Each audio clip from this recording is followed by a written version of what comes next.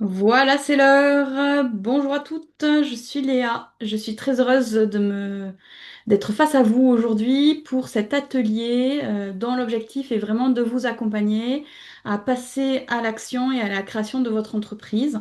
Donc, c'est organisé dans le cadre des We Days, qui est un mois dédié à l'entrepreneuriat féminin.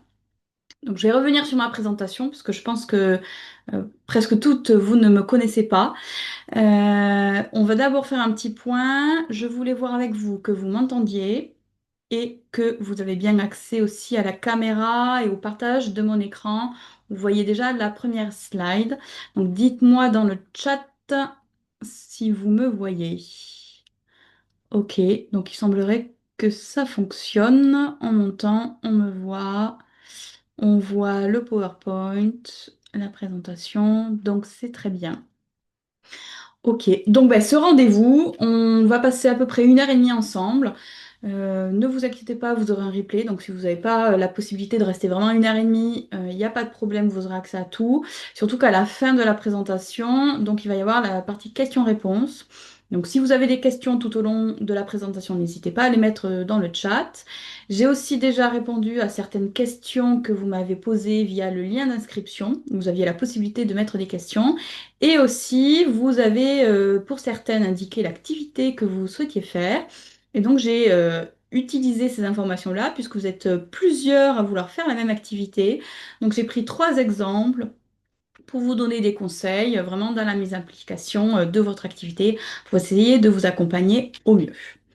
Donc voilà, si tout le monde est prête, on va y aller. Donc, passer de l'idée à l'action grâce à la méthode BMC. Donc déjà, pour commencer, je vais me présenter. Donc je suis Léa Chirac.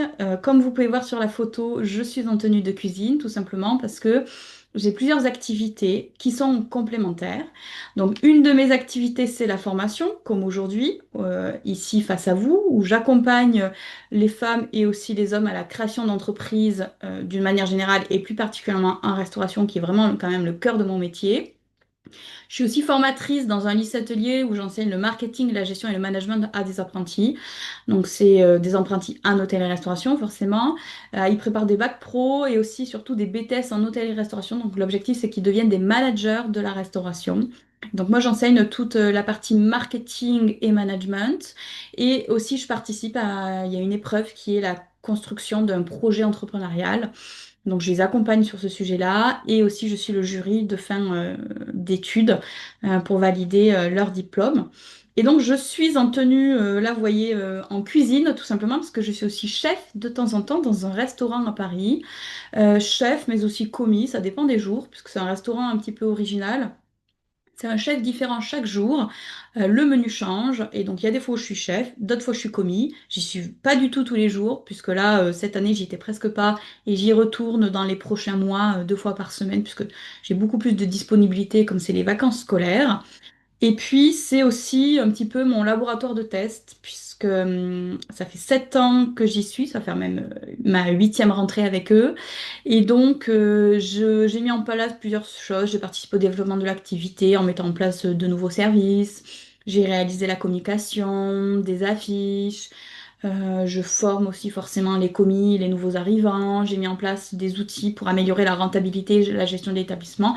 Bref, c'est un petit peu sans que ça m'appartienne pourtant, c'est un petit peu mon laboratoire où je teste mes pratiques pour voir ce qui fonctionne, ce qui ne fonctionne pas. Voilà. Et donc, ça fait 8 ans maintenant que j'accompagne et que je forme au travers de Foodie, qui est mon activité, où mon cœur de métier, c'est le marketing, c'est la gestion d'entreprise et c'est aussi le management. Donc, vraiment le côté business au sens large. N'hésitez pas à aller voir mon profil LinkedIn, même à me suivre, à vous abonner. C'est un réseau qui est intéressant. Foodie, justement, donc c'est plus de 80 créateurs d'entreprises accompagnés et formés. Alors j'ai une particularité, même si je fais de la formation, c'est toujours presque en face à face, puisque toutes les formations que j'ai créées, elles sont personnalisées. Il y a 20 modules et on va construire le parcours de formation en fonction de la personne et des besoins qu'elle a. Et à la fin, il y a toujours des mises en pratique. Et comme ce sont des mises en pratique qui vont vous permettre de créer votre entreprise, j'accompagne toujours, il y a toujours une partie coaching, il y a même des fois des visios qui sont organisées pour vraiment aller approfondir certaines notions. notamment la réalisation de l'étude de marché ou du business plan. Parmi les activités donc j'accompagnais au fil de ces années, il y a bien évidemment toute une partie qui est restauration, avec la création de restaurants et aussi la création d'activités en lien avec le traiteur. Il y a aussi des activités plus liées à l'artisanat, au fait main, à l'artisanat. Alors souvent avec de l'artisanat même très très spécifique, par exemple des encadrements de tableaux. J'ai aussi eu une personne qui faisait de la ferronnerie, de l'entretien d'articles type verrière aussi, voilà. Et bien évidemment, gros focus, les services aux entreprises. D'ailleurs, parmi vous, je sais que, il y en a plusieurs, vous voulez proposer une activité en lien avec les services aux entreprises, comme de l'administration, du secrétariat, de l'assistanat. Donc ça fait partie. Je vous ai mis ici, donc depuis 2021, comme je fais de la formation et que j'ai envie que mes formations soient accessibles au plus grand nombre, j'ai décidé de me faire certifier Calliope, donc qui est une certification en lien avec la qualité des formations qui justifie le fait que mes formations, ben, je suis réellement mes stagiaires, que j'y ai un déroulé pédagogique, des compétences derrière.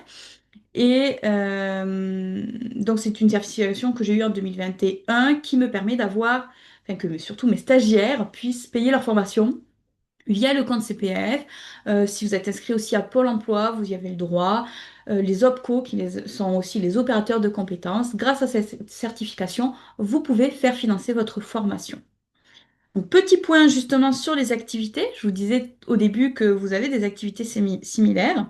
Donc, il y en a plusieurs. Vous voulez proposer des activités soutien administratif aux entreprises. Donc, de l'assistanat, c'est ce que je disais. Vous êtes aussi plusieurs à vouloir ouvrir un coffee shop. Coffee shop, café littéraire ou en tout cas une petite activité de restauration. Il y a aussi Manon qui me dit qu'elle veut proposer des services de tourisme canin. Et comme Manon, tu n'as pas beaucoup expliqué, sincèrement, je ne sais pas ce que ça veut dire. Donc j'aimerais bien que via le chat, tu m'expliques ce que c'est cette idée de tourisme canin. Alors dans mes activités, je ne l'ai pas mis d'ailleurs, c'est ni de l'artisanat ni des services aux entreprises, mais j'ai accompagné plusieurs éducateurs canins. Alors plusieurs tout simplement parce qu'à un moment donné, j'ai eu un contact qui m'a donné le contact d'autres. Ils avaient participé à la même formation d'éducateur canin. Et donc pour eux, je les accompagnais dans le développement de leur visibilité. Finalement, je connais un petit peu le monde canin, même si j'ai pas de chien. N'hésite pas à me dire ce que c'est le tourisme canin. Ça me plairait de savoir. Alors, les outils Foodie, donc ça fait 8 ans que ça existe, donc j'ai eu le temps de mettre en place des outils. Alors, c'est vrai que c'est des outils qui sont quand même plus particuliers à la restauration. Donc, toutes celles qui ont des activités en lien avec la restauration, vraiment, vous y trouverez, c'est spécifique pour vous. Et pour toutes celles qui n'ont pas d'activité en restauration, c'est quand même, il y a plein de contenus, notamment sur le blog, qui sont dédiés à l'étude de marché, comment on fait une étude de marché, comment on fait un business plan, comment on rentabilise l'activité. Alors même si ça parle des fois de restauration, vous pouvez faire des ponts avec vos propres activités, hein, puisque la gestion de marketing, ça reste la même chose partout. Ce que j'ai appris en marketing en restauration, c'est le même dans tous les autres secteurs, l'industrie, le commerce, la coiffure, l'artisanat, c'est la même chose. Dans les outils, il y a forcément Instagram. Alors Instagram, vous verrez, si vous allez voir tout de suite le profil Instagram, donc c'est foodie-du-bas CHR pour café, hôtel, restaurant. J'ai une toute petite communauté, tout simplement parce que je n'ai jamais donné vie à Instagram. J'ai eu la chance d'être référencée. Alors, j'ai beaucoup fonctionné d'abord par le réseau, mes clients qui me conseillaient à d'autres clients. J'ai mon site internet qui m'apportait des clients. Le fait que je sois le référencé sur le site CPF m'apportait des clients aussi. Et j'avoue que je suis très très mauvaise concernant le développement de ma visibilité digitale. Je suis pas spécialiste en digital, alors j'ai plein de notions, hein. Ça a même été à un moment donné mon cœur de métier, le marketing digital, création de site internet, Google Ads. Je suis beaucoup plus dans les campagnes de référencement payant que sur les réseaux sociaux. Donc mon Instagram est tout petit. N'hésitez pas à vous abonner. Ça fait peut-être 1 ou 2 mois maintenant que je mets tous les jours du contenu et je compte m'y astreindre. C'est vraiment un de mes objectifs de cette année, c'est de me forcer à poster au moins 3 publications toutes les semaines et surtout d'avoir un vrai planning éditorial. Donc n'hésitez pas à y aller, où il y aura quand même des contenus, vous verrez, sur l'entrepreneuriat. Il y a bien évidemment le blog, où vous avez les contenus, vous avez des outils gratuits à télécharger disponibles. Et j'ai aussi un petit podcast. Il y a une vingtaine d'épisodes actuellement autour de la création d'entreprise. Pour certains, création d'entreprise en restauration. Mais comme je vous l'ai déjà dit, d'une manière générale, la création d'entreprise reste la même. Il y a juste des petites spécificités par secteur. N'hésitez pas à aller le consulter. Notre atelier du jour, c'est du coup d'abord une petite partie sur l'entrepreneuriat féminin. J'ai 2 questions à vous poser sur l'entrepreneuriat féminin. On verra si vous avez les bonnes réponses. Ensuite, je vous présenterai la méthode donc BMC avec un exemple concret. Ensuite, c'est un atelier, donc vous serez amené à créer votre propre matrice. Et pour finir, nous terminons sur des questions-réponses où vous pouvez donc déjà, je vois qu'il y a certaines questions qui arrivent, poser vos questions via le chat. Et j'ai mis 3 études de cas, le coffee shop, le démarchage et la franchise, que nous aborderons, puisque ça correspond au profil des personnes qui est en train de m'écouter. Il semblerait que ce soit des secteurs qui vous intéressent. Concernant justement cet atelier, puisqu'il va y avoir une mise en pratique, vous devez avoir reçu par mail plusieurs choses. Vous devez avoir la trame à compléter, qui est un document Google Traitement de texte, que vous allez pouvoir vous-même compléter directement lors de l'atelier. Vous avez aussi reçu normalement par mail un PDF avec les 11 questions qu'on me pose le plus souvent sur le Business Model Canva. Certaines questions vont d'ailleurs être abordées à la fin de cette présentation. Et vous avez aussi un visuel que j'ai créé puisque j'organise un concours. Alors, à la fin de cet atelier, puisque l'objectif c'est que vous mettiez en pratique immédiatement ce que vous aurez appris sur ce business model Canva, vous avez jusqu'au 19 juin pour m'envoyer votre business model complété, auquel je vais répondre vraiment. Alors, ça peut être par mail ou par vidéo. Je me pose encore la question de comment vous faire un retour. Peut-être que la vidéo serait un petit peu plus intéressante parce que je trouve que ça permet d'expliquer vraiment les choses par rapport à un mail. Donc, envoyez-moi vos business model Canva complétés. Comme ça, je pourrais vous faire vraiment un retour individuel. C'est surtout ça qui est intéressant.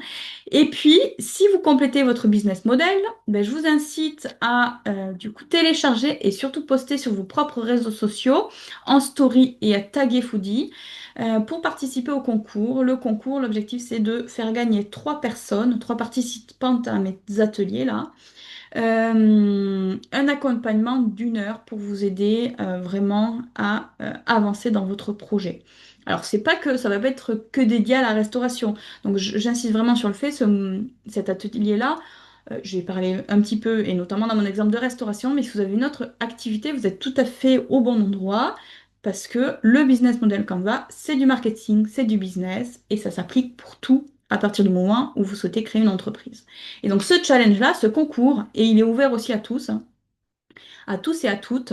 Voilà, donc n'hésitez pas à partager vraiment 1 heure en visio, vous et moi en tête à tête, pour parler de votre projet, pour revenir sur votre trame de business model Canva et pour répondre à vos questions spécifiques, parce que quand vous aurez travaillé de votre côté, peut-être que de nouvelles questions seront venues, voilà, ou des approfondissements, et donc je pourrai y répondre lors de cette visio si faites partie des 3 gagnantes. Ok, vous suivez jusque-là? Dans le chat, ok, alors c'est bien, vous êtes bien dynamique. Beaucoup d'énergie, c'est super, j'aime ça. Alors, les femmes dans l'entrepreneuriat, je trouve ça intéressant de commencer par ça. Donc, une première question, quelle est d'après vous la proportion des femmes parmi les créateurs d'entreprises? Est-ce qu'on est sur du 25%, du 32% ou du 39%? Donc, allez-y dans le chat, dites-moi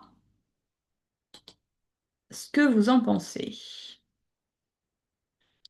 Pendant ce temps, pendant que vous répondez, très bien, du 25, 25, 32, 39. Bon, on retrouve un petit peu de tout. OK. Il semblerait quand même qu'en majorité, ça soit 32%. Alors, on va partir sur 32%. Et non, c'est 39%. 39%, c'est donc la part des femmes dans la création d'entreprise. Donc ça, c'est une source de l'étude sur la création d'entreprise réalisée par l'INSEE. Alors 39%, ça peut paraître bas, mais c'est en augmentation. Donc j'espère qu'un jour, on va arriver à l'égalité, voire même à ce que les femmes entreprennent plus pour les hommes. J'espère. Ça paraît un peu monde de bisounours, mais on peut y arriver. Autre question. Et alors ça va vous toucher directement. Et vous pouvez déjà vous poser cette question-là. Pourquoi actuellement vous n'avez pas vraiment entrepris? Pourquoi vous êtes juste dans une phase de réflexion? Est-ce qu'il y a des freins pour vous? Et donc la question que je vous pose, c'est quels sont les principaux freins à la création d'entreprise d'après vous?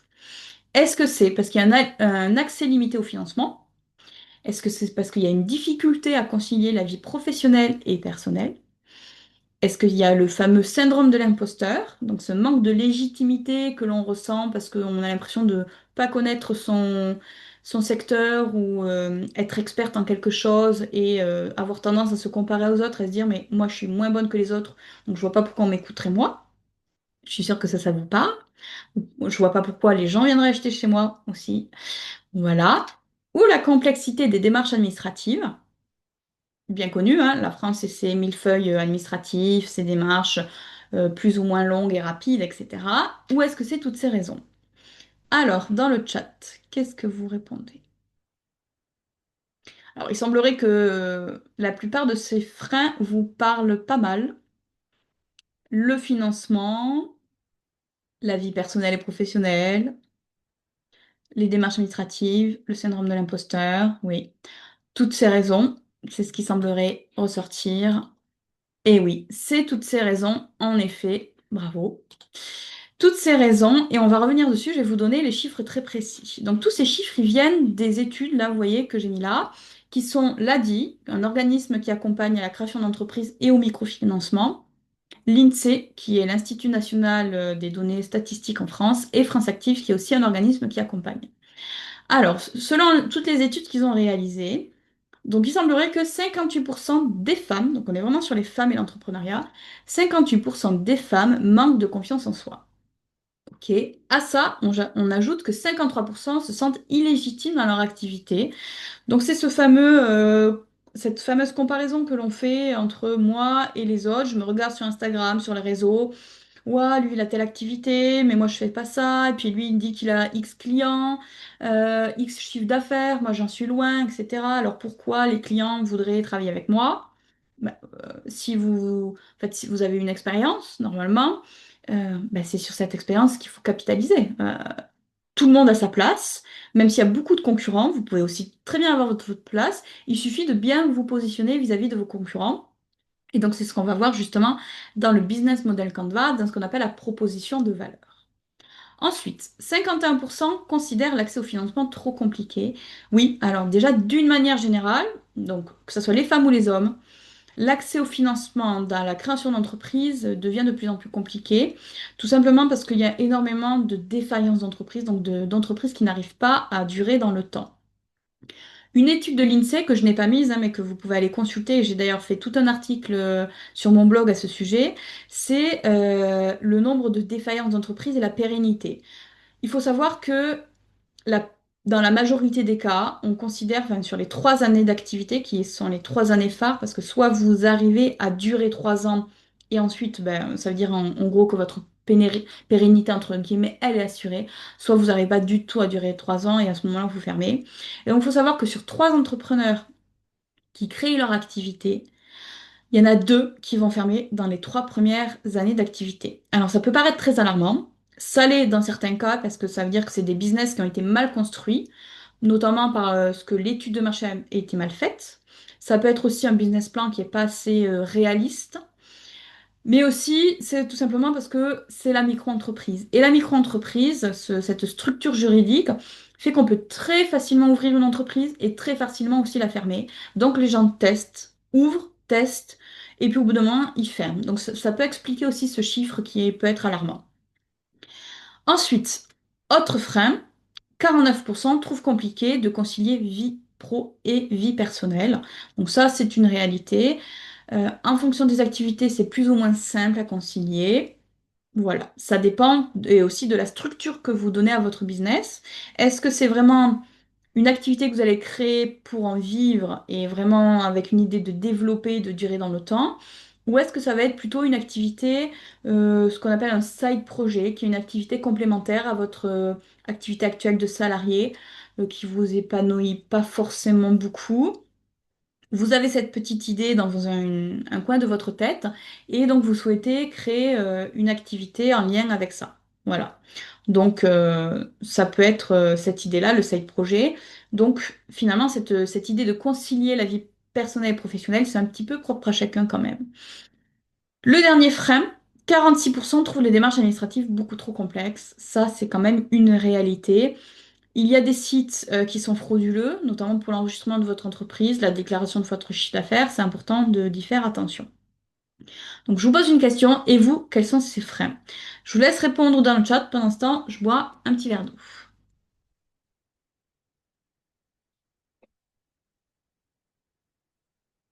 Alors, est-ce que ces freins vous parlent? La confiance en soi, la légitimité, les démarches administratives. Qu'est-ce que vous en pensez? Alors, vous avez l'air plutôt concerné en effet. C'est ce qui ressort.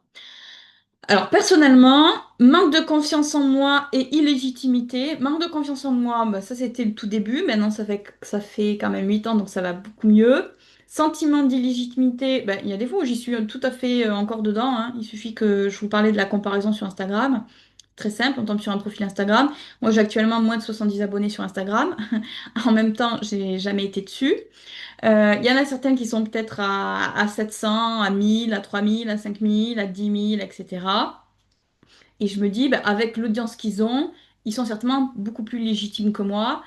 Ben non, alors déjà c'est pas forcément vrai parce que déjà faut savoir que quand même sur tout ce qui est digital, par exemple le nombre d'abonnés ça s'achète. Donc si on regarde le nombre d'abonnés, mais surtout le nombre de personnes qui like, qui commentent, etc. Des fois il y a presque personne qui commente et qui suivent, qui partagent, etc. Sentiment d'illégitimité aussi concernant forcément les grosses structures qui accompagnent. J'ai des concurrents qui sont énormes, qui sont nationaux, où il y a des 30, 50 personnes derrière. Moi, je suis toute seule. Vous voyez, là, aujourd'hui, j'ai ma caméra, j'ai mon micro, mon écran. Je suis là face à vous. Il n'y a personne derrière. Problème technique, ça serait à moi de le gérer. Voilà. Pour autant, est-ce que je ne connais pas mon métier? Est-ce que je ne connais pas... est-ce que j'ai pas les mêmes compétences que les autres? Bien sûr que si, hein. C'est juste qu'on n'est pas à la même échelle. Donc, c'est juste apprendre à se faire confiance et à se dire que on a des choses à dire aussi. Financement, moi j'ai eu la chance de ne pas avoir accès, enfin, de pas avoir besoin de financement, puisque c'est une activité où finalement j'ai assez peu de charges. Je travaille, vous voyez, je suis chez moi dans mon bureau. À part mon pass Navigo, puisque je suis en Île-de-France que je paie, et d'autres petites charges comme ça, et bien sûr les charges sociales que je paie, j'ai pas vraiment de grosses charges. Donc ça, j'ai pas eu besoin de financement. Concilier vie professionnelle et personnelle. Aujourd'hui, à l'heure où je vous parle, il n'y a aucun problème. Si j'ai besoin de me reposer, je me repose. Si et je reporte mes activités plus tard. Je travaille pas le week-end. J'ai réussi à construire ma vie professionnelle vraiment en fonction de mes besoins. Vous voyez, je vous ai dit tout à l'heure, j'ai 3 activités. Alors comme ça, on se dit, waouh, 3 activités, c'est énorme. Mais j'ai pas ces 3 activités tout le temps, hein.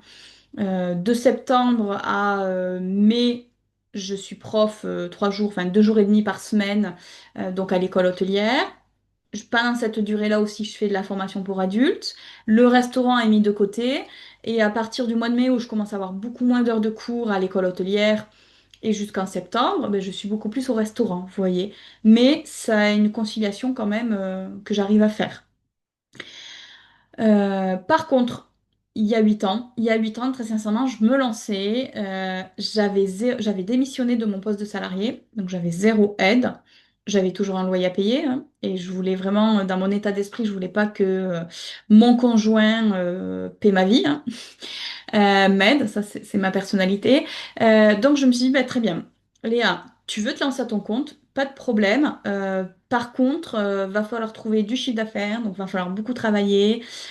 Et donc, j'avais fait l'erreur que font beaucoup, c'est-à-dire que j'avais des prix bas pour attirer les clients. Donc, c'est très bien, j'avais pas mal de clients, mais du coup, j'avais pas mal de clients, mais ça me faisait beaucoup travailler. Et quand je disais beaucoup travailler, c'est que je passais mes semaines à travailler de 7 heures du matin à 22 heures. J'étais assise à mon bureau, face à mon ordinateur, en train de travailler pour mes clients.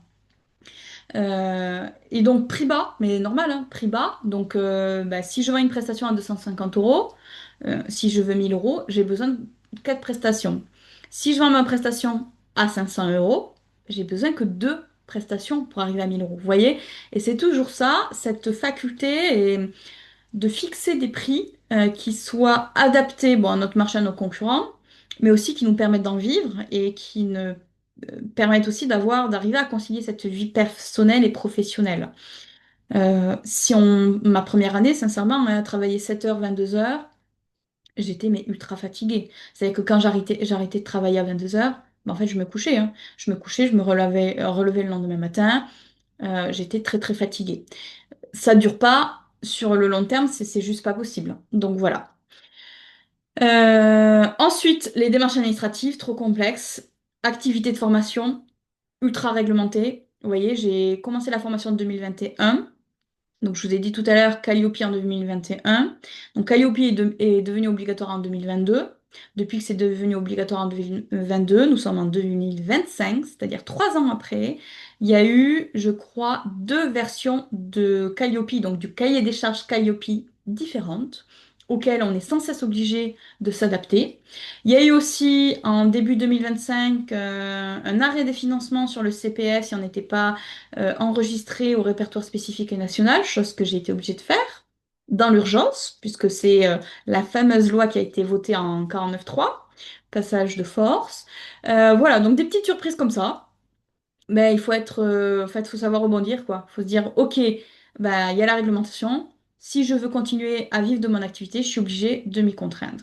Et donc, ben, c'est tout de suite, on met de côté tout ce qu'on a à faire, ça devient l'urgence et on le fait. Et puis voilà. Donc, c'est arriver à s'adapter au marché, arriver à s'adapter à la réglementation, à l'aspect légal. En France, ça bouge pas mal.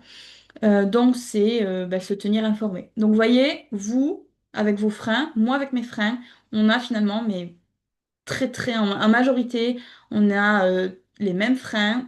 On n'a peut-être pas tous les freins là que je vous ai listés, mais on en a deux, trois chacune. C'est comme ça. Il faut s'y faire. Donc moi, les solutions en termes de freins, ce que je peux déjà vous dire, c'est l'ADI. Je vous parlais de l'ADI et de l'étude qui a été faite. L'ADI, c'est un organisme qui est non lucratif, qui accompagne les créateurs d'entreprises. Donc, vous avez des personnes vraiment qui vous conseillent. Moi, j'ai été bénévole dans cette association-là. La particularité de l'ADI, c'est que c'est du microcrédit. Donc, ça vous donne accès à du microcrédit, c'est-à-dire, alors je n'arrive plus à savoir si c'est 2000 ou 5000 euros, mais on vous prête 2 ou 5000 euros pour le financement de votre projet. Alors, ça se fait pas comme ça, hein. C'est pas, vous faites pas un mail et vous dites je veux 2000 euros, hein. Vous rentrez en contact avec l'ADI, avec un accompagneur, quelqu'un qui va vous accompagner. Vous allez lui présenter votre business plan et lui va valider, il va déjà vous aider à construire votre business plan gratuitement. Et derrière, vous allez pouvoir avoir accès à un microcrédit. Ensuite, concernant les démarches administratives qui sont très complexes, je vous parlais tout à l'heure de ces sites qui sont frauduleux. Actuellement, il n'y a qu'un site qui vous permet d'enregistrer votre entreprise et qui est le seul site de l'État à le faire. C'est le guichet unique de l'INPI. L'INPI, c'est l'Institut national de protection industrielle intellectuelle. C'est l'entreprise, enfin l'organisme de l'État où vous allez enregistrer votre marque pour éviter qu'elle soit, enfin qu'elle doit de la protéger et qu'elle soit utilisée par vos concurrents. Cette plateforme qui va du coup vous aider à enregistrer votre entreprise et c'est seulement par elle. Donc vous verrez, je l'ai testé il n'y a pas longtemps, parce qu'il y a eu un changement il n'y a pas longtemps. Donc, petite histoire, j'ai déménagé il y a, ça va faire un an que j'ai déménagé, sauf que j'avais pas pris conscience que de déménager dans la même ville, parce que j'ai déménagé dans la même ville, changeait mon numéro de siret. Sauf que c'était le cas. Ils ont considéré que c'était un changement de domiciliation. Donc, je suis allée sur le site de l'INSEE, de l'INPI. en disant, OK, je veux changer mon adresse. J'ai mis du temps à faire la démarche tout simplement parce que c'était compliqué. J'ai fini par faire la démarche, donc ça vous demande en plus une authentification, là vous savez, par le biais de la poste ou de votre compte des impôts qui soit certifié, etc. Voilà, je fais la démarche. Puis quelques semaines après, je reçois un mail en disant que la démarche que j'ai faite n'est pas bonne et que voici quelle démarche il faut que je fasse pour enregistrer mon changement d'adresse, tout simplement. Euh, donc, vous voyez, c'est pas simple. On finit par y arriver. L'INPI est, je trouve, quand même assez réactif quant aux questions qu'on pourrait leur poser. Donc voilà, si ça peut limiter vos freins. Je sais que, au vu du questionnaire que vous avez rempli, il y en a certaines qui se projettent dans une création à 6 mois, d'autres sont plutôt dans une recherche. Celles qui sont dans une création à 6 mois, c'est sur le site de l'INPI, du coup, que ça se passera pour vous. Voilà. Et pour terminer cette petite présentation, j'ai envie de dire que il y a une chose que j'aimerais que vous gardiez en mémoire. Donc, gardez en mémoire que nous sommes nombreuses à manquer de confiance en nous, à se sentir illégitimes. Et pourtant, 39% des entrepreneurs sont des femmes. Donc, comme elles, vous pouvez très bien dépasser vos freins, comme moi d'ailleurs, et on y arrive. Vous voyez, aujourd'hui, je suis face à vous en webinaire, avec ma présentation, mes bacs de parole, je cherche mes mots, peu importe. Vous voyez, on est là. Et on est là pour partager, en fait, pour s'entraider. Et c'est d'ailleurs ce que vous faites dans le chat. Alors, la partie qui vous intéresse plus particulièrement, c'est la méthode BMC. Petit coup d'eau pour moi. Donc, méthode BMC, c'est ça. Peut-être que vous l'avez déjà vu. Donc, c'est une feuille A4 où vous avez 9 cases à compléter. BMC pour Business Model Canva. Business Model, en fait, c'est juste un processus qui permet de générer des ventes et l'argent. C'est ce qu'on appelle le modèle économique, comment je génère du chiffre d'affaires. Et Canva, parce que c'est tout simplement une trame. Donc c'est quoi? C'est un outil marketing et business qui permet de synthétiser et vraiment de clarifier votre idée, puisque c'est pas à pas, via ces 9 cases, vous allez donner la forme de votre projet. Voici notre business model Canva. Donc, vous l'avez eu par mail.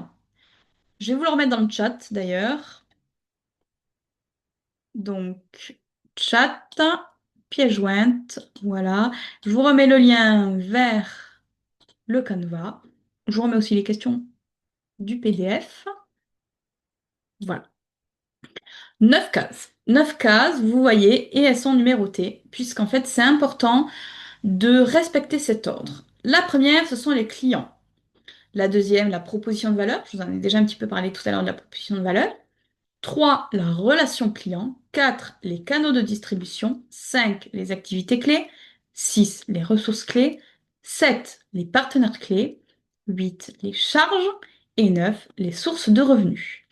Pourquoi c'est important de respecter? Tout simplement parce que il y a un ordre et ça correspond à certaines parties de votre business. De 1 à 4, vous voyez, client, proposition de valeur, relation client, canaux de distribution. C'est vraiment la partie marketing de votre business model Canva. De 5 à 7, donc les activités, les ressources clés, les partenaires clés, c'est vraiment l'opérationnel, c'est comment au quotidien vous allez faire pour gérer votre activité, de quoi vous avez besoin pour votre activité. Et les cases 8 et 9, c'est la partie argent. D'une part, les charges et d'autre part, les revenus, comment je vais générer du chiffre d'affaires. Voilà, donc maintenant, je vais vous présenter chaque case et à chaque fois que je vais vous donner un exemple. Si vous avez des questions immédiatement, je peux y répondre via le chat à la fin de la présentation. Et ensuite, vous avez l'atelier. Première case, les clients. Donc, on va se poser la question, c'est qui sont mes clients? L'objectif est d'avoir un portrait robot de votre client. Quel est le profil? Donc, profil, c'est quoi? Le sexe, l'âge, ça peut être une question de revenu, ça peut être une question de présence géographique, vous voyez. En termes d'activité, moi, je touche le national, voire même l'international à partir du moment où les personnes parlent français. Vous, votre activité, elle est peut-être locale. Si vous avez un lieu fixe, ça va être une zone de chandise qui va être locale. Quels sont leurs besoins, leurs motivations, leurs comportements. Donc tout ça, c'est des informations que vous allez avoir quand vous allez réaliser votre étude de marché. L'objectif, c'est vraiment d'avoir un profil de client le plus précis possible. Se poser ces questions-là. Deuxième point. Deuxième point, c'est notre proposition de valeur. Donc, je vous ai mis, c'est le bénéfice unique, la solution que vous proposez. Qu'est-ce que vous proposez à vos clients? Ce n'est pas votre offre, hein, ce n'est pas les services que vous allez proposer, c'est quand je prends contact avec vous, qu'est-ce que vous me garantissez, à quels besoins vous répondez, et finalement aussi comment vous vous distinguez de vos concurrents. OK? Ma proposition de valeur à moi, par exemple, c'est de la formation et de l'accompagnement à la création et au développement d'entreprises, avec une spécificité pour la restauration. Et tout ceci dans un cadre qui soit vraiment de proximité, puisque je veux, et c'est ce que j'aimerais garder aussi à l'avenir, cette relation en one-to-one que l'on a, vous et moi. Alors là, vous êtes plusieurs face à moi, mais vraiment l'échange. Vous avancez dans votre projet, moi je vous y accompagne, et voilà, on échange, je sais exactement ce que vous êtes en train de faire. Troisième point, c'est la relation client. Comment vous allez interagir avec les clients? Alors, je viens de m'apercevoir que je ne vous ai pas donné l'exemple. Donc, le client, mon client, dans mon exemple, c'est quoi? C'est par exemple une personne qui travaille à proximité du restaurant. Ils souhaitent tous manger rapidement le midi pour un budget de maximum 15 euros. Ça, c'est les travailleurs, hein. Mes clients aussi, ce sont des couples et des amis qui ont entre 20 ans et 50 ans, qui souhaitent un lieu sympa pour se retrouver en fin de journée et manger. L'after work, la petite soirée, vous voyez, du jeudi, du vendredi, où je vivais avec mes collègues ou même du samedi soir. Ce sont des clients qui sont connectés, qui ont l'habitude de commander et de réserver en ligne. Et ça, je vais me le garder en tête parce que tout à l'heure, dans les ressources dont je vais avoir besoin et dans les canaux de distribution que je vais utiliser, ça veut dire que comme ils sont en fait connectés, je vais pouvoir utiliser des solutions digitales. Ma proposition de valeur dans mon exemple. Pourquoi un client devrait venir chez moi?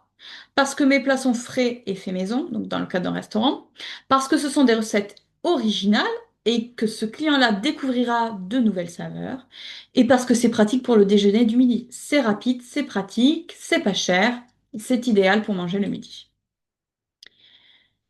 Comment je vais entretenir la relation avec mes clients? Grâce à ma présence sur Instagram et les réseaux sociaux. Alors ça c'est une petite blague parce que moi je le fais pas, à titre personnel. Mais pour capter certaines clientèles, faut être présente sur ces réseaux sociaux. L'envoi du newsletter, moi ça je le fais quand même. Donc vous pouvez d'ailleurs, j'en ai pas parlé tout à l'heure, mais vous abonner à la newsletter sur mon site Foodie. Et par la mise en place d'un programme de fidélité attractif, j'insiste sur le attractif, parce que le programme de fidélité, vous savez, ça vous fait gagner en tant que client 2 euros sur votre prochaine commande. Sincèrement, ça sert à rien. Il y a plein de programmes de fidélité. Ça donne pas envie, enfin les gains qu'il y a derrière, ça donne même pas envie de s'abonner, vous voyez, enfin d'adhérer au programme de fidélité. L'objectif, c'est vraiment d'être ce que j'appelle sexy. J'aime bien le mot sexy. C'est que ça donne envie, vous voyez, ça m'incite à passer à l'action. C'est attractif, vous voyez, ça donne vraiment envie. Maintenant, quatrième case, ce sont les canaux de distribution. Comment je vais vendre mon produit? Ça répond à cette question, mais c'est aussi comment je vais vendre. Donc, c'est-à-dire en termes de communication, comment faire connaître mon produit. Et c'est comment le vendre, vraiment les moyens de distribuer mon produit. Donc, dans mon restaurant, ben, je vais vendre directement, tout simplement parce que je vais avoir une belle devanture et donner envie de rentrer. Dans mon autre cas, ça veut dire que dans les ressources que je dois avoir, ben, c'est une belle devanture. Vous voyez, un lieu qui soit beau ou qui invite à rentrer dans mon restaurant. D'ailleurs, on a parlé de réseaux sociaux, les réseaux sociaux, hein, vous voyez votre profil Instagram et Facebook, votre site internet, ben, c'est votre devanture digitale, hein. Donc elle doit donner aussi envie d'aller plus loin. Mon site internet sur lequel il y a un module de réservation et de vente, puisque mes clients sont connectés, je propose de la réservation et de la vente. J'ai aussi une plateforme de livraison sur laquelle je vais être référencée pour vendre en livraison. C'est un canal de distribution. Ma visibilité en ligne sur Instagram et sur Facebook, je dois la développer. la faire vivre. Et aussi, ben, je compte avoir des articles dans la presse locale, tout simplement parce que je vais contacter les journaux, les journalistes et essayer d'avoir des articles dans la presse. Donc voilà comment, un, je souhaite me faire connaître et deux, comment je vais vendre mes services et mes produits à mes clients. Ok? Jusque-là, vous suivez? Donc ça, c'est notre partie marketing. Petit coup d'eau pour moi. 1 à 4, partie marketing. Maintenant, la partie opérationnelle. Opérationnelle avec, tout d'abord, la cinquième case, les activités clés. Qu'est-ce que je dois faire au quotidien pour que cela fonctionne? Fonctionne, c'est-à-dire, moi en tant que restaurant, ben, je fais quoi? Je vends des produits alimentaires. Donc ça veut dire quoi? Ça veut dire qu'obligatoirement, je dois cuisiner. Pour cuisiner, je dois forcément m'approvisionner. Je dois acheter des ingrédients. Je dois, comme je vais vendre aussi en livraison, je dois avoir des emballages. Je dois avoir de l'eau, de l'électricité, enfin, vous voyez, des choses très très classiques, hein, des produits, quoi. Je dois forcément cuisiner mes plats. Si ce sont des plats que moi j'invente, il va falloir à un moment donné trouver des recettes, faire aussi des fiches techniques pour voir si on est bien rentable. Ensuite, je dois vendre. Comment je vends? C'est grâce à mes clients. Donc, je vais servir mes clients. Je vais forcément aussi gérer des réclamations à un moment donné. Les clients vont être insatisfaits. Je vais aussi, de coup, vendre mes produits. Je vais devoir développer ma visibilité, puisque je suis en ligne, je fais de la livraison, je peux faire du click and collect, je peux faire du restaurant à table, du service à table, ou du service à emporter, peu importe. Je dois développer ma visibilité. Je dois aussi mettre en place des animations pour dynamiser mes ventes et mon activité. Ben oui, on parlait tout à l'heure du programme de fidélité. Ben c'est la même chose, hein. Si je veux fidéliser, si je veux attirer de nouveaux clients, je suis obligée à un moment donné de revoir ma carte, de proposer de nouveaux produits, de faire des animations, de capitaliser sur des événements qui se passent dans votre zone de chalandise. Exemple très concret, tous les événements sportifs qui se passent, vous voyez, enfin, les trucs très très basiques, hein. Les matchs de foot, bah, il y a eu les JO, il y a eu, vous avez des coupes du monde, des coupes européennes, quel que soit le foot, le basket, l'athlétisme, peu importe. Tout ça, ce sont des rassemblements populaires qui donnent envie aux gens de se retrouver et bah, d'assister ensemble à l'événement. Vous, en termes, mais c'est peut-être votre cas aussi, même possible pour vous dans votre activité, hein, mais dans un restaurant, on va pouvoir diffuser le match et donc proposer une offre de restauration adaptée à cet événement. Tout ça, ça va inciter les gens à venir ce soir-là et ça va développer mon chiffre d'affaires. Et puis ma journée se terminant, ben après toutes ces ventes, etc., je dois nettoyer mon local. Donc ça, vous voyez, ce sont les activités clés. Si je ne fais pas ces activités-là, je ne peux pas vendre. Ce n'est pas possible. Sixième case, les ressources clés. Quelles sont les ressources dont j'ai besoin? Eh bien, forcément, je dois produire. Donc ça veut dire j'ai besoin de matériel. Un local, je suis un restaurant, c'est obligatoire. Je dois avoir une cuisine équipée avec une extraction. Donc une extraction, c'est pour tout ce qui est friture. Si je veux faire, supposons dans mon offre, j'ai des frites ou des acras, des choses frites, je dois obligatoirement avoir une extraction, sinon ce n'est pas légal. Je veux vendre de l'alcool, j'ai besoin d'avoir une licence aussi de boisson spécifique. C'est une formation, je vais aussi acheter ma licence, c'est obligatoire. J'ai besoin d'une salle de restaurant avec des fauteuils et des tables, plus ou moins grandes en fonction de mon activité. J'ai besoin aussi de moyens humains, donc c'est-à-dire de compétences, c'est aussi de personnes. Donc en management, vous voyez, on considère le quantitatif et le qualitatif.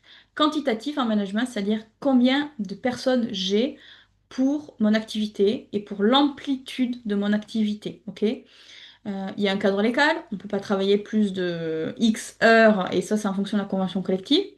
En restauration, par exemple, la convention collective prévoit qu'on ne peut pas dépasser 48 heures de travail par semaine. Et sur 12 semaines, 46. Donc vous voyez, si je suis ouvert 7 sur 7 et de 7 heures du matin à 22 heures, je ne peux pas avoir qu'un salarié, c'est juste pas possible. Donc voilà, une question de quantité, combien de salariés pour faire mon amplitude horaire et servir mes clients aussi afin de garantir leur satisfaction. Qualitatif, ce sont les compétences. Quelles sont les compétences dont j'ai besoin? Ben, si elle a cuisiné et que moi je sais pas cuisiner, il me faut obligatoire des cuisiniers qui sachent cuisiner. Si à l'inverse, moi je sais pas servir, j'ai besoin de serveurs. Si j'ai besoin, je sais pas, je suis à un restaurant, j'ai besoin d'un sommelier, ben, je vais chercher un sommelier, etc., etc. Des livreurs, ça peut être aussi des prestataires. Vous avez de la communication digitale à faire, vous n'avez pas les compétences, vous n'avez pas le temps, un community manager. Le comptable dans certaines activités, à partir du moment où vous n'êtes pas une micro-entreprise, vous avez l'obligation légale d'avoir un comptable. Donc, il faut trouver un comptable. Tous ces prestataires-là, et moi tout à l'heure, dans mon exemple, j'avais des clients qui étaient connectés. Donc, je vais aussi aller chercher des solutions digitales qui vont me simplifier la gestion de mon établissement au quotidien.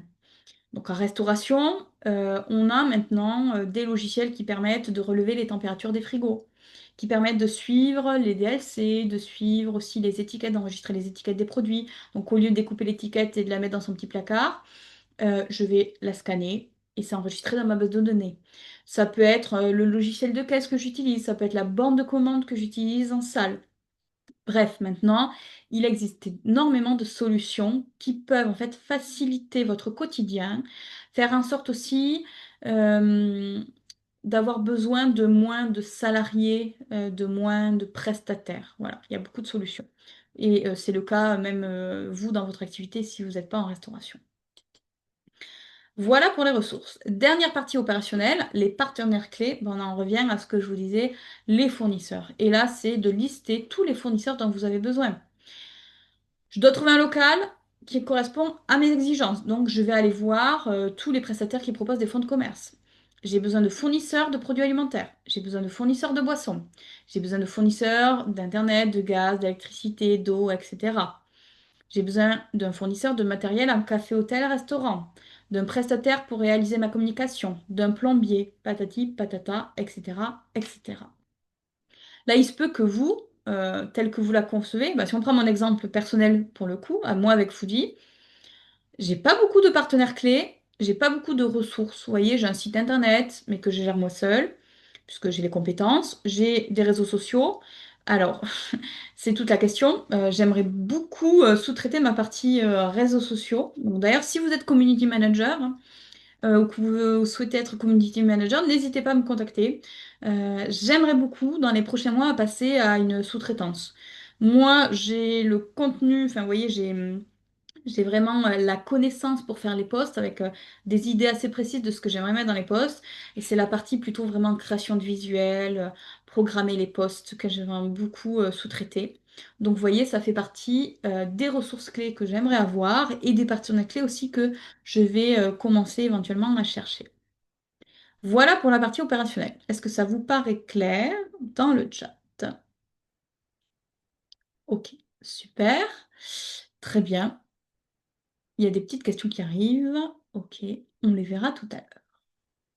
Maintenant, l'argent. Eh oui, parce que c'est bien beau d'avoir une activité, mais on est quand même là pour travailler. C'est ce que je dis toujours à mes élèves, à l'école hôtelière, c'est que quand même le but de l'entreprise, sauf si vous êtes dans l'économie sociale et solidaire ou que vous avez une association à but non lucratif, l'objectif c'est de faire de l'argent. Faire de l'argent pour vous-même déjà vivre, hein, avoir un salaire. Comment on fait pour évaluer sa rentabilité? Eh ben, déjà, ça commence par les charges. Quelles sont les charges? Donc, faire la distinction entre les charges fixes et les charges variables.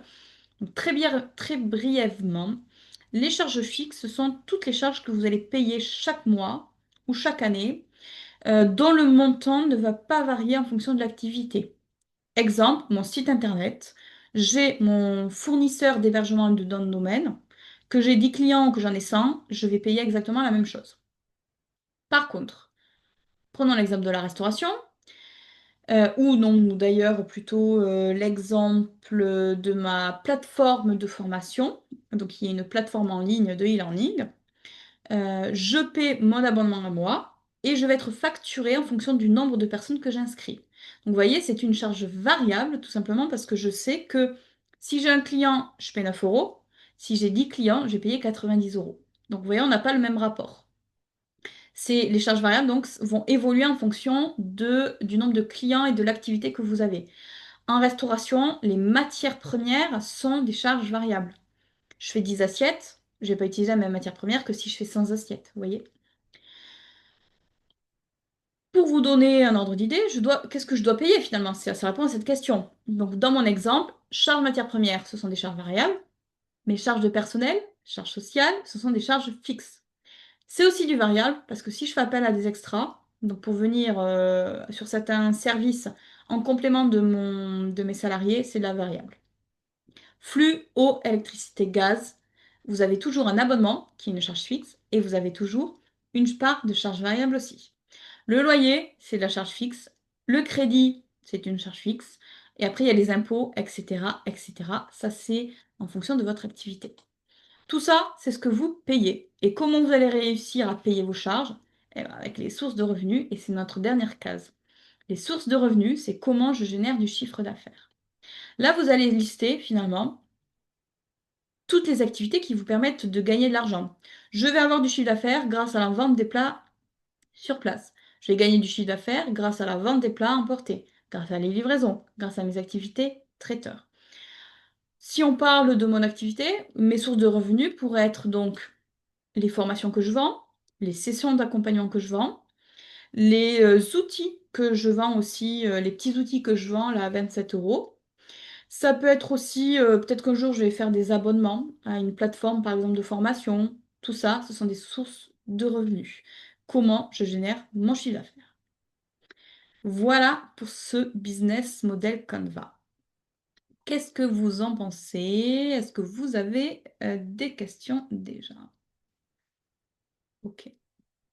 Donc il y a des questions. Je vois qu'il y a des questions du coup que vous posez auxquelles je vais répondre à la fin de la présentation. Donc ça tombe très bien.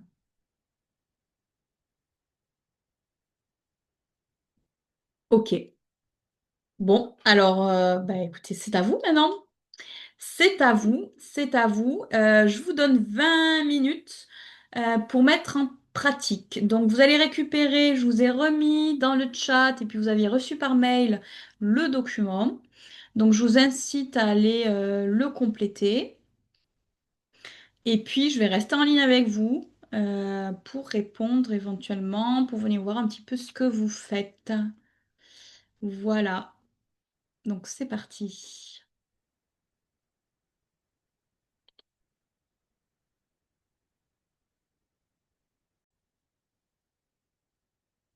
Donc voilà, 20 minutes, 20 minutes. Et donc c'est quoi la suite? Je vous avais dit au tout début de cet atelier que vous pouviez m'envoyer votre trame. Donc une fois que vous l'aurez complété, vraiment, donc là en 20 minutes, je suis sûre que vous n'avez pas eu le temps de tout compléter, puisque peut-être déjà c'est pas très très clair pour vous, dans votre activité n'est pas très claire et vous n'avez pas encore tous les éléments. Puisque d'ailleurs, votre business model Canva doit être complété après avoir réalisé votre étude de marché. Donc, c'est normal.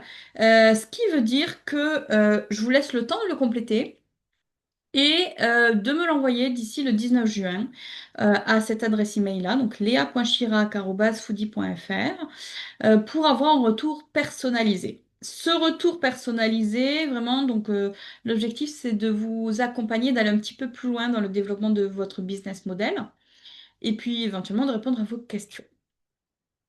En complément, vous pouvez participer à ce petit concours où je vous ai donné un visuel. L'objectif, c'est de le poster sur vos réseaux sociaux et de taguer Foodie pour tenter donc de gagner une heure d'accompagnement offert. Donc j'ai sélectionné 3 gagnantes. Par tirage au sort le 19 juin à 19 heures. Donc toutes les femmes là, qui vont avoir participé à mes ateliers, vous allez pouvoir ben, participer en taguant vraiment. Et donc, voilà, essayer de tenter cet accompagnement, cette heure d'accompagnement. Il n'y a pas vraiment de cadre, j'ai envie de dire.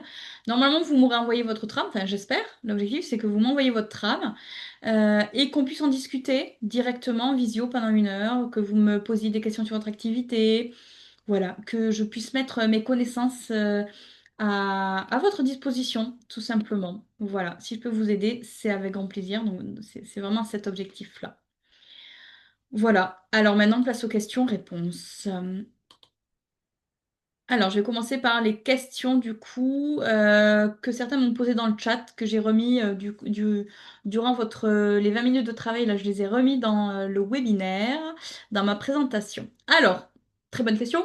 J'ai plusieurs activités. comment faire? Alors, si vous avez vraiment des activités qui sont différentes, je sais pas, j'ai une activité traiteur et à côté je vais faire de l'assistanat, pour les entreprises à côté je vais faire, je sais pas, être éducateur canin comme je disais tout à l'heure, eh ben là c'est vraiment trois activités qui sont très différentes, donc il faut faire plusieurs business models.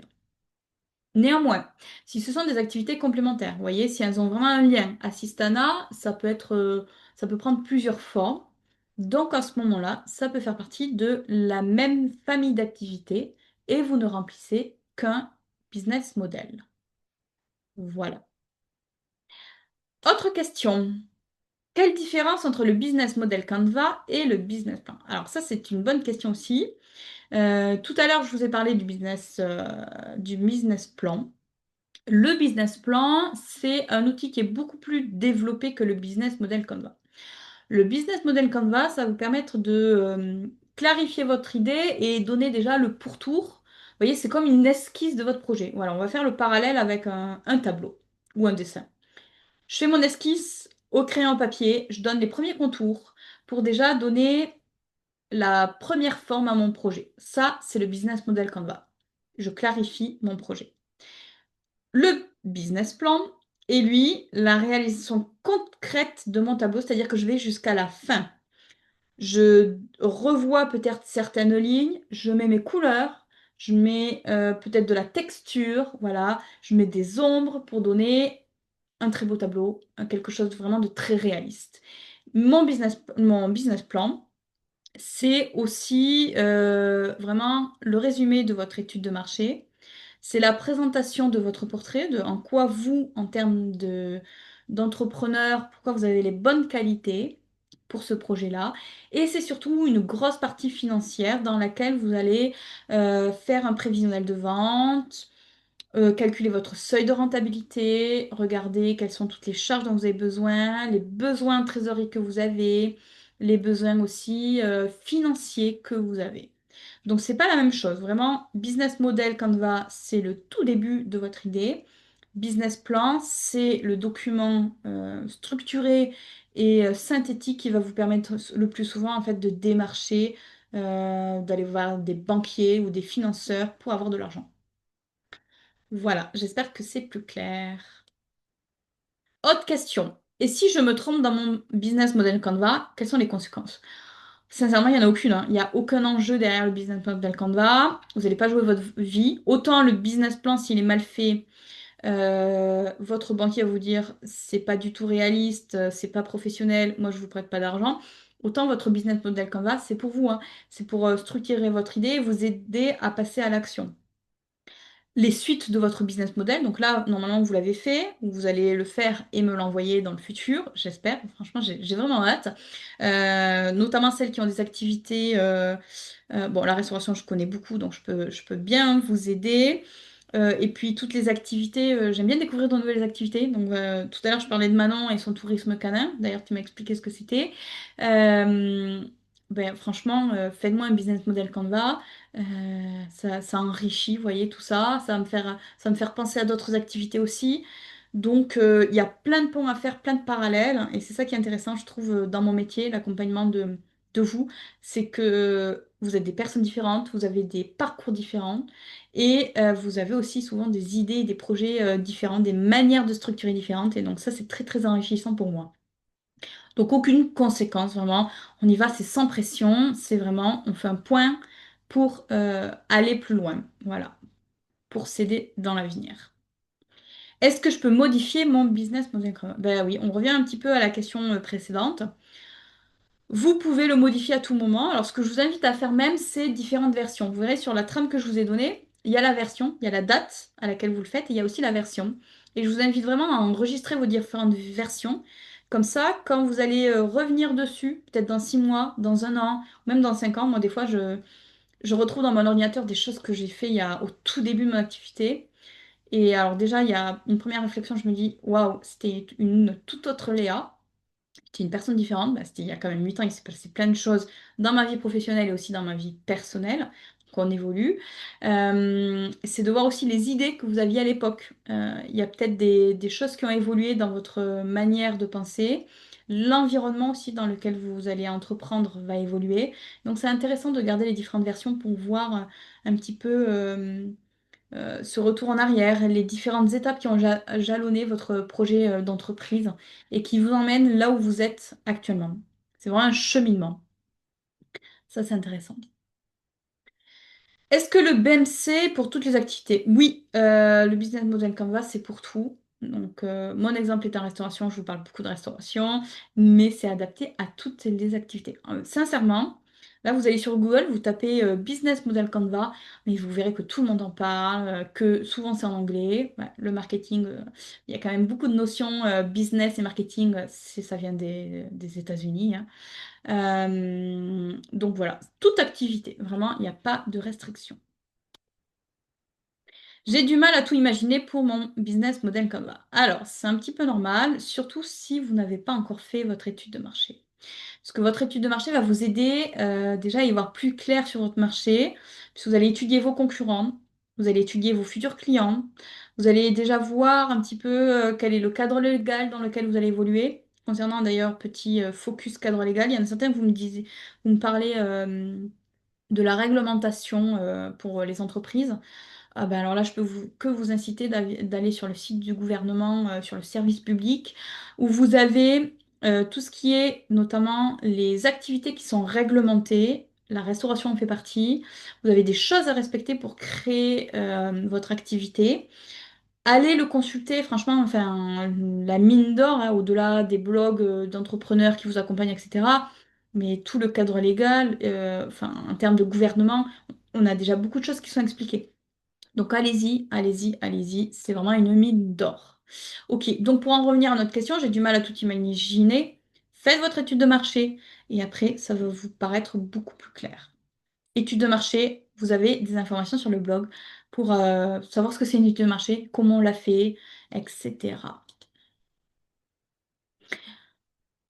Ok, donc, étude de cas. Je vous disais, vous êtes certaine à avoir des activités complémentaires. Donc ça ressort du questionnaire que vous avez complété quand vous êtes enregistrée, inscrite. Là, ça s'adresse plus particulièrement à Mariama, à Cyriane et à Perrine, qui ont des activités. Alors, je crois que c'est Cyriane. Oui, Cyriane, c'est un café littéraire. Alors, quand tu m'as parlé de café littéraire, j'ai vu café, je me dis c'est coffee shop. En fait, ça fait partie de ces petits, de ces nouveaux lieux qui voient le jour, qui mêlent souvent des ateliers, des activités, souvent créatifs, des rencontres, voilà, des lieux de vie, en fait, finalement, des lieux de vie où il y a une restauration, une partie de la restauration. Voici les conseils que moi je peux vous donner si vous avez cette activité de coffee shop ou de lieu de vie où il y a forcément à un moment donné, je pense, si vous voulez, dans vos activités, une petite partie de restauration, même si elle n'est pas très très développée. Déjà, c'est choisir un local avec une implantation stratégique.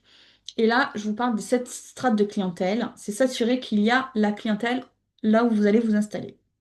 C'est une des principales erreurs des restaurants.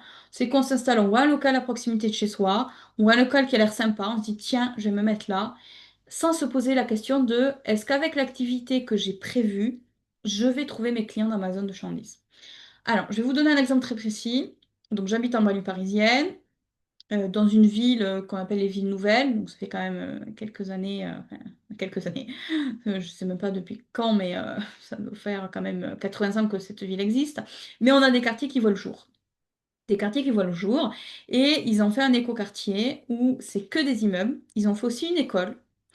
Et au milieu de ce point-là, il y a un espèce de coffee shop qui a ouvert, qui propose du brunch le dimanche, qui propose un dépôt de pain, qui propose une petite offre de restauration asiatique. Voilà.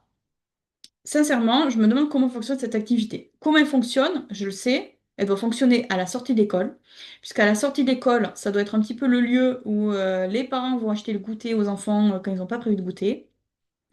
Euh, Ça doit être des pots de pain, ça doit être aussi le lieu où tout ce quartier va acheter son pain, parce qu'ils sont un petit peu loin du centre-ville pour aller acheter le pain ou les viennoiseries le matin.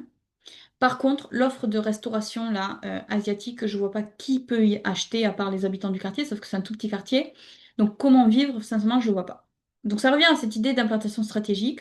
Sur mon site internet, vous allez avoir les 7 strates de clientèle, allez les voir.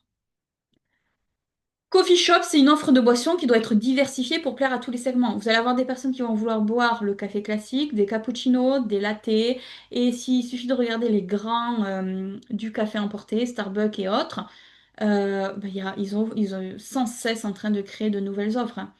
Peut-être une fois par trimestre ou une fois par mois, mais on est tout le temps en train de faire des lattés, ceci, des lattés, cela, des boissons froides, des boissons chaudes, on met du sirop, on met des laits végétaux, enfin voilà, faut être très diversifié pour toucher un maximum de personnes. Ensuite, souvent, vous avez la possibilité de proposer une petite offre de restauration. Et c'est sur ça aussi qu'il faut capitaliser. Mais encore une fois, normalement, dans votre étude de marché, vous allez regarder vos concurrents. Dans vos concurrents, hein, vous allez aller regarder Starbucks. Faut aller aussi regarder, vous voyez, les chaînes. Alors, moi, j'ai la chance d'habiter en Île-de-France et donc je travaille à Paris, donc je vois tout ça, hein, ça se développe. Il y a beaucoup de chaînes américaines qui viennent s'installer, de donuts, par exemple. Il y en a deux maintenant qui ont ouvert, deux chaînes de donuts à Paris. Ce sont des spécialistes du donut, un petit peu comme Starbucks est le spécialiste du café. Mais en vérité, si on regarde, ils proposent tous, que ce soit Starbucks ou les spécialistes du donuts, des offres de restauration qui permettent en fait de toucher les clients sur toute la journée. Donc, bah oui, une spécialité de café, mais je peux attirer aussi sur le déjeuner, sur le goûter, donc il me faut une petite offre salée et une petite offre sucrée aussi. Faut quoi? Faut un aménagement qui soit agréable, inciter les clients à rester. Des fauteuils agréables, quoi, c'est tout simplement. Des petites tables. En termes aussi de température, vous voyez, dans les espaces, il faut qu'il fasse bon, qu'on n'ait pas froid, qu'on ne soit pas dans le courant d'air. Et si vous voulez aussi toucher ces clients, maintenant il y en a beaucoup. Ce sont les personnes, les actifs qui travaillent à proximité ou qui aiment bien, enfin, personnellement j'en suis une adepte, j'aime bien aller dans les cafés pour travailler. Alors je reste 1 heure et demie, mais c'est mon petit moment du matin où je regarde par la fenêtre les gens passer, je prends mon cappuccino et ça me permet de réfléchir à mon activité. Donc, faut penser à eux. Penser à eux, ça veut dire quoi? Ça veut dire peut-être avoir des prises à proximité de certaines tables dans votre établissement. Ça, c'était le petit focus coffee shop. Maintenant, focus des marchés en B2B. Alors, B2B, ça veut dire business to business, c'est-à-dire que vous allez démarcher d'autres entreprises. Là, c'est le cas de Laetitia, Christelle, Adeline, Elodie, par exemple. Vous avez mis ça dans votre questionnaire, que vous aviez des activités, du coup, à destination des entreprises ou des entrepreneurs. Et il y en a même une, voire deux, qui m'ont dit bah, démarcher. Comment démarcher dans les questions. Alors là, je vous ai mis les points clés un petit peu pour démarcher. On va revenir brièvement dessus. Déjà, ça commence par créer une base de données avec des informations sur les entreprises comme la personne à contacter, le secteur de l'entreprise, la taille de l'entreprise, c'est-à-dire le nombre de salariés, le chiffre d'affaires par exemple, les services et les produits. Vous allez créer votre base de données. Base de données, c'est quoi, hein? C'est que vous prenez votre Google Sheet ou votre fichier Excel, vous faites des colonnes, colonne, personne à contacter, numéro de téléphone, email, secteur, chiffre d'affaires, nombre de salariés, services, implantation, j'ai pas mis, mais adresse peut être intéressant aussi, etc., etc. Vous voyez, une ligne, une entreprise, et je mets tout ça dans mes colonnes. Pourquoi je fais toute cette recherche? Donc ça peut être, vous le faites en ligne, hein, franchement, tout simplement. Des fois, vous avez des bases de données que vous pouvez acheter, mais je vais revenir dessus. Moi, je trouve que ça fait un peu partie des pièges et je vais vous donner mon exemple à moi. Ensuite, mon fichier, il est bien fait, j'ai toutes mes informations, c'est super. Maintenant, qu'est-ce que je fais? Je vais ce qu'on appelle segmenter. Segmenter, bah, c'est essayer de classer ces entreprises en fonction de critères qui sont identiques. Ça peut être pour le secteur d'activité, ça peut être par le nombre de salariés, ça peut être par les services proposés, ça peut être par la ville dans laquelle ils sont. Peu importe, c'est à vous de voir les critères intéressants. Une fois que vous avez votre base de données, ben maintenant vous allez créer vos outils de prospection. Comment vous allez contacter ces entreprises-là? Qu'est-ce que vous allez mettre en avant? Ça va aussi avec le point d'après qui est choisir les canaux de prospection. Les deux vont ensemble. qu'est-ce que j'envoie et comment je contacte la personne. Donc c'est du flyer, de la plaquette, de la vidéo. Vous voyez, moi des fois je reçois, comme je suis certifiée Calliope, il y a une entreprise qui régulièrement m'envoie un petit bloc de post-it. Parce que j'ai une activité de bureau. Voilà, ça peut être des petits gadgets comme ça, peu importe, c'est vous qui choisissez. Et les cadeaux de prospection, bah, c'est comment je contacte, téléphone, visite, courrier, mail, vous voyez, directement. Ensuite, bah, je mets en place ça, c'est-à-dire que l'entreprise A, j'ai décidé de lui envoyer un courrier par la poste avec ma plaquette à l'intérieur. Et je vais relancer. Il faut faire des relances, pas trop souvent non plus, parce qu'au bout d'un moment, ça, ça commence à embêter les personnes éventuellement que vous contactez. Et puis il y a aussi un moment donné où il faut assurer le suivi, c'est-à-dire ben, cette entreprise-là, ça fait 3 fois que je la contacte, j'ai pas de retour. Donc, je la mets en veille et je vais plus la contacter pendant un certain moment. Vous voyez? Celle-là, je l'ai contactée, j'ai un rendez-vous à fixer avec elle. Celle-là, j'ai vu que avec les contenus, par les mails que j'ai envoyés, elle a cliqué, donc elle est peut-être intéressée, je vais continuer à la relancer. Voilà, vous faites vivre votre base de données. Donc ça veut dire que dans votre base de données, vous voyez, vous allez avoir des colonnes avec, par exemple, les dates de prise de contact, comment vous avez contacté, les différentes relances et les suites à donner. Voilà, ça c'est de la gestion de projet. Maintenant, dans cette démarche B2B, moi, il y a vraiment des choses. Alors, je vis au quotidien ce démarchage B2B. J'ai une activité, donc en 8 ans, je peux vous dire que j'ai reçu et je reçois toujours mais plein de mails. Et en fait, ce qui m'agace moi vraiment, c'est toutes ces personnes qui ont accès à des bases de données qu'elles achètent ou via LinkedIn, qui vous contactent, qui vous proposent leurs services, mais en fait, vous vous apercevez dans le mail qu'elles n'ont à aucun moment elles sont en aucun moment renseignées sur votre activité.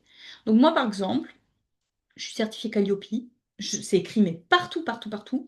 J'ai encore des gens qui me disent faites-vous accompagner pour avoir votre certification Calliope ou des choses autour de Calliope, mais comme si je l'avais pas. Vous voyez, c'est tourné comme si je l'avais pas. Mais je l'ai en fait. Calliope, ça va faire maintenant 4 ans que j'ai Calliope. Il n'y a pas besoin de m'envoyer ces mails-là. Je ne suis pas en fait dans leur cible, vous voyez. Et ça, c'est la conséquence de quoi? La conséquence de bases de données qui sont mal faites. Soit c'est parce que l'entrepreneur a mal fait sa base de données, il ne s'est pas suffisamment renseigné, soit c'est parce qu'il a eu la flemme, il a acheté des bases de données qui n'étaient pas segmentées, il n'a pas les informations essentielles sur mon entreprise, et donc il balance ses mails comme ça à n'importe qui. Enfin, moi, ça le don de m'exaspérer, vraiment, parce que pour eux, c'est un peu, je pense, une déformation aussi professionnelle, parce que ben, je me dis, mais c'est contre-productif. Pour lui, il passe du temps, de l'argent à faire des choses qui n'ont aucune utilité. S'il avait pris juste ne serait-ce qu'une minute à regarder ce que faisait Léa Chirac sur Internet, il a accès à toutes les informations. Il peut me faire un mail très précis, voir si même je suis intéressée, enfin si je suis concernée par ses services ou pas. Et après, ben, juste aller voir un petit peu ce que je propose et voir comment m'aborder, vous voyez. Mais il y en a certains qui sont qui me contactent, hein, qui sont mais très très très réguliers, presque tous les 2 jours j'ai des mails, tellement bien au bout d'un moment, enfin qui me proposent des choses qui sont complètement à côté de la plaque.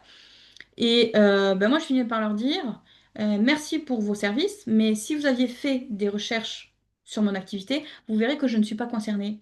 Et donc par contre, et donc j'essaie de retourner la chose à l'inverse, je leur dis, par contre, je fais des formations en marketing, donc n'hésitez pas à me contacter parce qu'il semblerait que vous ayez besoin d'accompagnement à ce sujet pour mieux gérer votre démarche. Bon, ça peut paraître un peu violent comme ça. Je ne fais pas ça tout le temps. Je le fais vraiment, je l'ai fait peut-être 2 ou 3 fois sur vraiment des personnes qui me contactaient, mais très très régulièrement, et c'était très mal fait. Voilà. Assurez aussi le suivi de votre démarche pour savoir où vous en êtes dans vos démarches. Est-ce que vous avez déjà contacté la personne, à quel moment, sous quel délai. Avoir aussi un processus de démarchage qui est clair. C'est des étapes qui sont formalisées avec un suivi derrière. Vous savez exactement où vous en êtes, vous voyez. Et au bout d'un moment, ça revient à mon dernier point, ne pas être trop insistant. Et si la personne, elle n'a pas, au bout de X mails, elle n'a pas répondu à vos mails, c'est qu'elle n'est pas intéressée. Donc on lâche l'affaire, vous voyez. Ça sert à rien de continuer à lui envoyer des courriers, à gaspiller de l'argent, du temps, votre énergie, à essayer de la contacter si elle n'est pas intéressée. Voilà. Ce qui serait intéressant aussi, ça c'est mon côté marketing, si les gens ne sont pas intéressés par votre activité, ça pourrait être intéressant aussi de leur demander, mais pourquoi ils ne sont pas intéressés par votre activité? Qu'est-ce qui fait qu'ils ne vous contactent pas, par exemple? Voilà. C'est toujours bon, je trouve, d'avoir un retour. Voilà pour cette démarche. Si vous avez d'autres questions, n'hésitez pas à m'écrire dans le chat ou même via, quand vous aurez complété votre business model, à me l'envoyer. Et la dernière, c'est, j'ai une question très spécifique de Laetitia. Laetitia qui souhaite proposer des services, mais elle a dit aux franchisés. Alors, les franchisés, peut-être que tout le monde ne sait pas ce que c'est un franchisé, donc j'ai peut-être commencé par revenir dessus. Un franchisé, c'est un indépendant qui fait partie d'un réseau, ce qu'on appelle de franchise. Et en vérité, vous en connaissez plein. Parce que toutes les boutiques que vous connaissez qui sont nationales ou des fois locales, boutiques, donc c'est-à-dire commerce, et c'est-à-dire aussi la restauration, c'est-à-dire aussi les services, les esthéticiennes, les coiffeurs, etc. Tout ça, ce sont des réseaux donc de commerce. Dans ces réseaux de commerce, vous avez des entreprises qui sont ce qu'on appelle en nom propre, qui appartiennent vraiment au réseau. OK? Et vous avez des entreprises qui sont ce qu'on appelle des franchisés. Donc, ce sont des indépendants qui ont un statut juridique d'indépendant, hein. C'est une entreprise. Moi, Léa, je suis un indépendant. J'ouvre cette franchise-là. Je paie une redevance annuelle sur mon chiffre d'affaires. Je prends un droit d'entrée. Je dois respecter un cahier des charges, mais en contrepartie, j'ai plein de services qui me sont donnés. Ça va donc de tous les outils de communication qui vont m'être donnés par la chaîne, par la franchise. Ça va être aussi des formations pour mes salariés. Ça va être des processus. Ça va être l'accès à des fournisseurs avec des tarifs négociés. Ça va être pouvoir bénéficier de la visibilité, de la notoriété de cette marque. OK? En restauration, ça se fait énormément. Vous avez d'ailleurs un salon qui s'appelle le salon de la franchise, où c'est toute franchise, c'est pas que restauration. Si vous faites, vous allez sur le site du salon de la franchise, vous verrez qu'en fait, vous connaissez déjà le principe de franchise parce qu'on va tous dans des franchisés. Donc, ce que je disais, c'est que la particularité des franchisés, ils ont accès via leur réseau déjà à plein de services.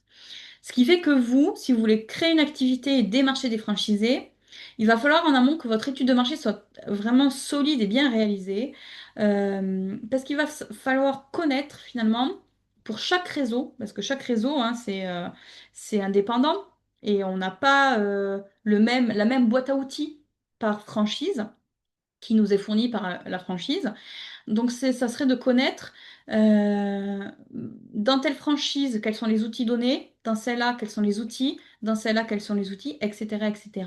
Comment vous pouvez avoir ces informations en faisant un questionnaire, donc une enquête auprès des responsables de franchise, des franchisés, ou même directement en rencontrant des franchisés et en essayant en leur posant des questions pour voir, apprendre à quels sont les outils vraiment auxquels ils ont accès via leur réseau. Ok. Je vais vous donner un exemple. Moi, je l'ai fait. Donc, parce que dans mes formations, quand j'ai lancé ma formation, d'ailleurs, c'est la première formation que j'ai faite. Alors, si on revient un petit peu dans mon parcours professionnel, j'ai travaillé à un moment donné à la Chambre d'agriculture d'Île-de-France, où j'accompagnais les agriculteurs à la commercialisation de leurs produits fermiers en direct. Donc, ça passait par les boutiques qu'il y a dans les fermes, ça passait par leurs sites de e-commerce et ça passait par aussi ce qu'on appelle un drive fermier, donc un site collectif où les producteurs vendaient. Donc j'ai acquis plein de compétences. Quand j'étais drive fermier, donc à la Chambre d'agriculture, on avait un principal concurrent qui s'appelait le Locavor. C'est d'ailleurs un réseau de franchise où peut-être que d'ailleurs vous le connaissez, peut-être que vous êtes client là-bas, qui met en relation en fait des producteurs avec des clients et donc on va commander son panier sur un site internet et vous allez le récupérer dans un point de vente. C'est super, je leur fais de la com. Euh, du coup, quand je me suis lancée, j'ai voulu faire de la formation. J'ai repensé à mon activité quand j'étais à la Chambre d'agriculture et je me suis dit, en fait, vraiment, il y a quelque chose qui est très mal fait. C'est qu'on est plusieurs en France à être responsables du drive fermier, du coup, avoir le même métier.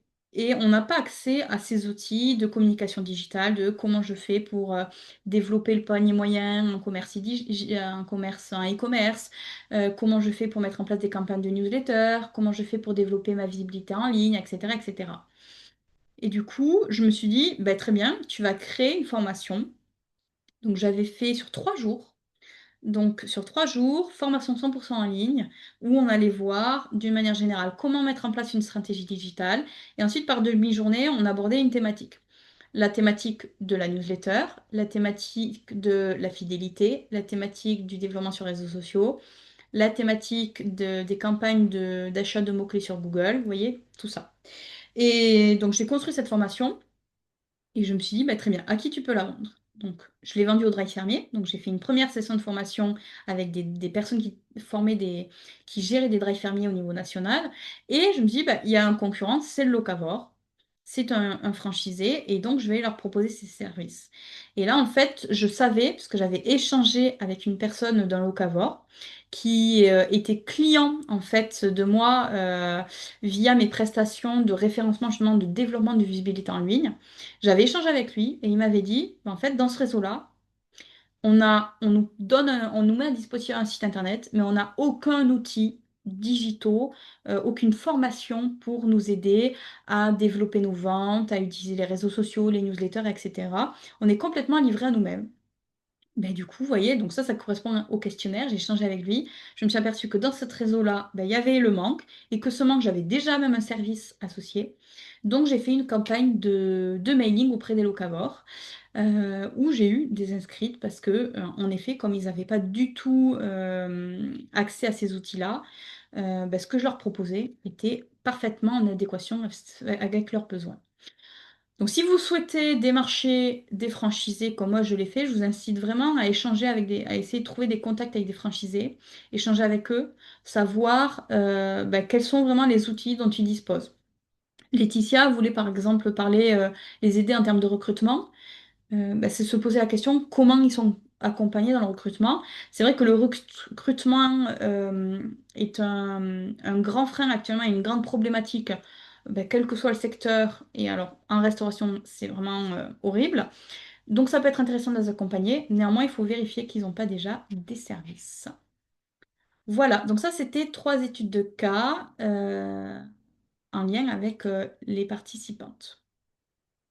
Maintenant, je vous remets ça. N'oubliez pas, on arrive à la fin, hein, donc n'oubliez pas de m'envoyer votre trame à lea.chirac@foodie.fr. Je vais me faire vraiment un plaisir de vous y répondre, de pouvoir même. Je pense que je vais vous répondre par vidéo parce que je trouve ça beaucoup plus sympa que par mail. Je trouve ça aussi beaucoup plus clair à expliquer. Et puis, en fait, je trouve que 5 minutes de vidéo, on dit beaucoup plus en 5 minutes de vidéo qu'en un mail de 5 lignes. Voilà. Puis c'est un outil pour moi là, qui me permet de m'exprimer, où je me trouve plutôt à l'aise. Pensez aussi au concours, donc à taguer et à poster en story le fait que vous avez participé à cet atelier. Il y aura 3 gagnantes et donc vous gagnez un accompagnement avec moi. Voilà, pour finir, je vous remets les outils. J'espère que cet atelier vous a plu. Voilà, que j'ai répondu à vos questions. Si j'en ai encore, n'hésitez pas, enfin si vous en avez, n'hésitez pas à me les envoyer par mail avec votre trame. Je me ferai vraiment un grand plaisir d'y répondre. Abonnez-vous à Foodie, comme ça on pourra échanger encore. Voilà, si j'aimerais beaucoup rester en contact avec vous. Vous avez été super dynamique dans le chat, ça c'est vraiment top. Bon groupe de femmes. Bonne énergie, j'espère que vous allez vous mettre surtout en action, puisque c'est ça l'objectif, de compléter votre trame et de passer à l'action, à la création, notamment celle là où vous m'avez dit, vous êtes à 6 mois de l'ouverture. Allez-y, quoi, foncez, go, go, go, on y va. Envoyez-moi votre trame, comme ça je peux vous aider. Franchement, c'est gratuit. D'ailleurs, vous voyez, je vous vends rien. J'ai rien vendu dans ma formation. C'est que du gratuit. J'espère que c'est que du plaisir pour vous d'avoir assisté à cet atelier. Tram et pour celles qui vont participer au concours, petit accompagnement derrière. Voilà, et ben écoutez, je vous dis à très bientôt. Abonnez-vous aussi peut-être à la newsletter pour suivre les prochains ateliers. Il va y avoir des ateliers. Ben, quand je vois vos questions sur la démarche, comment démarcher, ça peut être intéressant de le faire. J'ai aussi des contenus sur l'étude de marché, sur le business plan, sur de la formation. Donc, si vous avez des besoins en formation, je ne vous ai pas présenté mon programme, mais vous revenez vers moi, vraiment. Il peut y avoir des financements possibles ou aussi bah, il y a des tarifs, il y a des formations que je propose à 150 euros, donc ça reste quand même vachement abordable et c'est de la formation personnalisée. Donc je vous fais un retour, vous voyez, si vous achetez la formation études de marché, vous allez être amené à faire l'étude de marché et derrière moi, je regarde votre étude de marché et je vous dis comment l'améliorer. Donc c'est vraiment ça, je pense, la force de mon programme, c'est cet accompagnement que je fais avec chacune d'entre vous. Voilà, et bien écoutez, je vous dis à très bientôt, j'espère. Et puis, bon travail à vous. Je compte sur, j'espère recevoir de très belles trames du business model Canva. Très bonne journée à vous et à très bientôt. Au revoir.